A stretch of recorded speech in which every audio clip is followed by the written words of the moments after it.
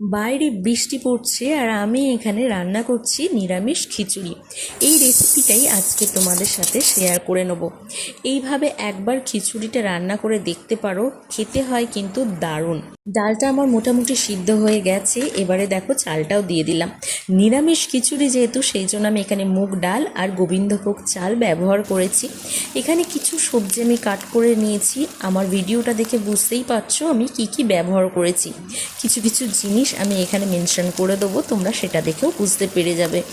এবারে দেখো সয়াবিনগুলোকে আমি একটু সিদ্ধ করে নিয়ে নাড়াচাড়া করে নিলাম তেলের মধ্যে, তাতে কিছু মশলা দিয়ে দিলাম, দিয়ে একটু কষিয়ে নেবো। কষিয়ে নিয়ে খিচুড়ির মধ্যে দিয়ে দেবো। খিচুড়ির সাথে একটু ভাজাভুজি হলে মন্দ হতো না, কিন্তু আজকে একদমই সময় ছিল না, সেই জন্য কিচ্ছু করে উঠতে পারিনি, শুদ্ধ এই খিচুড়িটাই করেছি। ভিডিওটা কেমন লাগলো অবশ্যই জানিও।